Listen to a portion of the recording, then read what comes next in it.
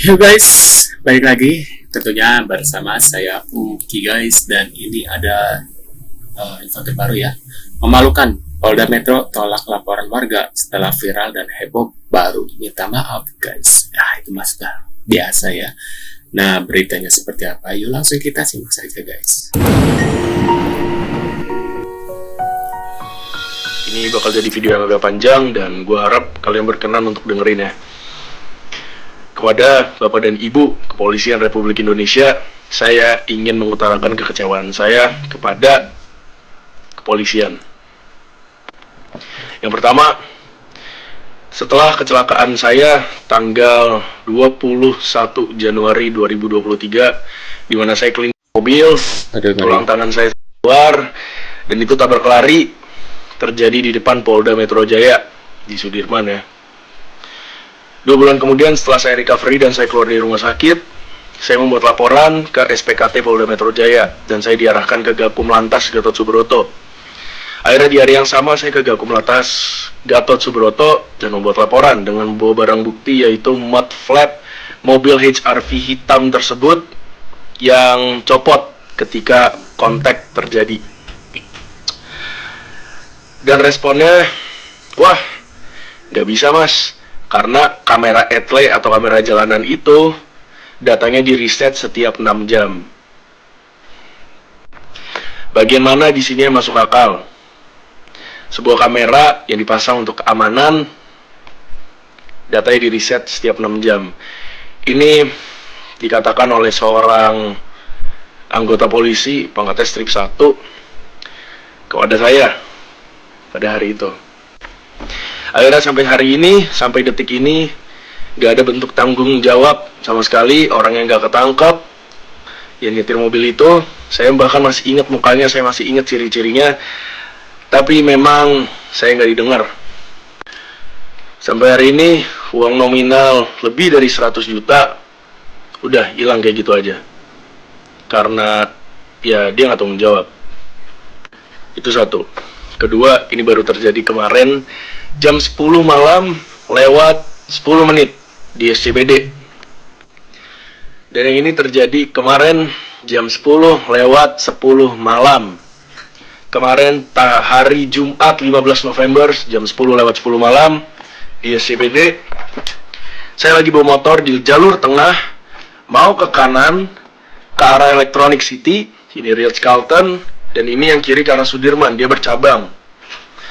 Ada mobil polisi dari arah Ritz-Carlton tersebut, ya, dia ngambil lurus dulu nih.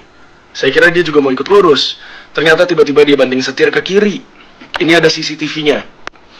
Alhasil posisi jalanan basah karena habis hujan. Saya lagi jalan 40 km per jam. Saya harus tiba-tiba rem mendadak dan ban belakang saya hampir slip, tapi untung nggak jatuh. Turis Tiongkok ini bikin viral lagi. Ini adalah turis Tiongkok Pakai jalur damai, turis Tiongkok nego tilang polisi. yang viral nyelipin uang di paspor imigrasi Jakarta. Dia kembali bikin heboh. Kali ini dia melanggar lalu lintas dan langsung diberhentikan oleh polisi. Polisi dengan tegas meminta turis ini ke pos, tapi si turis malah minta denda langsung di tempat. Silakan Bapak ke pos. Sayangnya rekaman momen ini disadari, jadi bagian seru negosiasi nggak terekam. Polisi oknum ini minta denda 1 juta rupiah, tapi si turis ini nego 500 ribu. 不通，他要我100万印尼盾，差不多是450块，我没给他，我只给了他5。 Akhirnya, setelah negosiasi singkat itu, mereka pun lolos dengan setengah harga. Aduh, melanggar aturan itu tetap nggak benar. Baik turis maupun warga lokal seharusnya taat sama peraturan lalu lintas. Dan buat para oknum, ingat ya, kejujuran dan integritas itu jauh lebih berharga daripada amplop cepat saji. Pas aja. Teman-teman semua, akun ini semalam live ya. Semalam live sekitar Kenapa jam 10-an. Tapi live-nya dia hanya segini aja. Matanya nggak kelihatan ya. Dia pakai HP 2. Nah, pakai HP 2 dia live-nya. Terus saya masuk dong, ya kan, saya masuk. Nah, setelah saya masuk, saya komen gini. Akun gadungan ini, waspada. Habis itu nggak lama, dalam waktu hitungan 3 detik, live-nya berakhir. Nah, setelah itu, akunnya berubah jadi akun privat. Terus saya DM dong, sekarang gadungan berani live ya, hahaha. Panik kawan. Langsung Akunnya dia ya? blokir saya. Nah, jadi buat teman-teman semua, kalau kalian menemukan akun gadungan lagi live, kalian DM saya aja. Nanti saya akan masuk ke live-nya dia. Oke? Oke, jangan pernah takut untuk melawan gadungan. Oke? Terima kasih. Semoga video ini bermanfaat dan salam presisi. Nih, oknum ASN Polda Jambi diduga lecehkan anak perempuan ini, nauzubillah. Kata bapak, enak kan, kata dia bilang.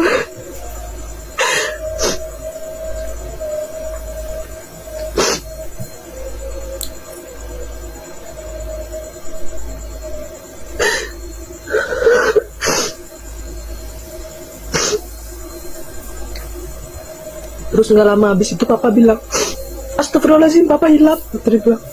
Jangan bilang mama sama nenek ya, kata dia bilang. Kan aku nggak tahu kan ya. Jadi aku pakai lah celana lagi.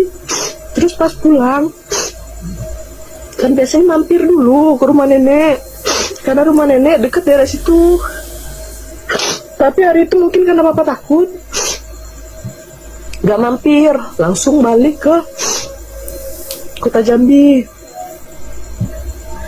Langsung balik. Udah kan ya, kan aku kan masih mikir kenapa gitu. Jadi aku nggak tahu kalau perbuatan papa tuh salah, tapi di hati tuh kayak ngeganjel, kayak pokoknya kayak ada yang ngeganjel aja kan. Terus udah berbulan-bulan kemudian itu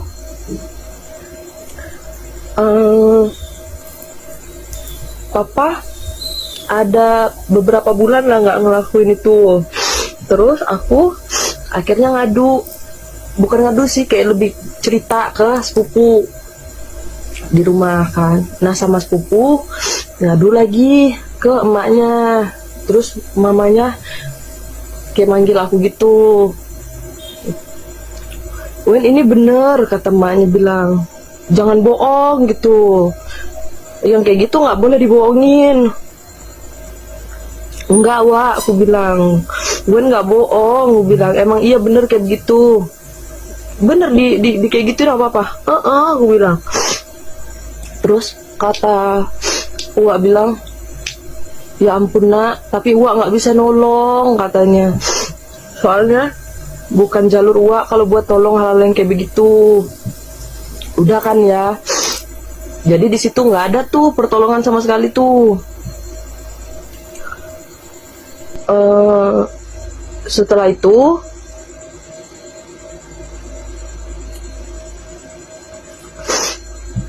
kan masih berlanjut pelecehannya ini. Papa tuh kan aku kan nggak bilang sama mama. Jadi kan memang kadang tuh papa kan suka mancing. Jadi aku tuh emang, kan aku anak perempuan paling pertama. Memang dari dulu sebelum ada kejadian itu memang suka ikut papa kayak pergi mancing. Nah kan jadi kalau setiap mau pergi mancing papa tuh selalu ayo ikut gitu kan. Tapi kan karena aku nih udah berasa kayak ada takut gitu kan, karena sebelumnya uaknya aku itu ngejelasin kalau yang papa lakuin itu tuh salah gitu, nggak boleh dilakuin buat anak kecil gitulah kan. Terus karena akunya takut kan ya, jadi kayak aku suka nolak, nggak mau ikut, nggak mau ikut. Tapi kan karena mama nggak tahu kan ya, mama suka marah. Mama bilang, Wan kenapa sih gitu, kan papa ngajakin pergi, udah ikut aja gitu, temenin papa kalau papa ngajakin mancing. Padahal aku tuh bukan nggak mau ikut. Pernah nih ya yang parah banget, papa tuh kan papa kan punya motor Vega warna merah. Dia mau mancing di Nyogan, seingat aku itu Nyogan namanya itu. Pokoknya masuk ke dalam Nyogan itu ada ketemu sungai di situ kan. Nah dari masuk simpang Nyogan itu kan sepi daerah situ.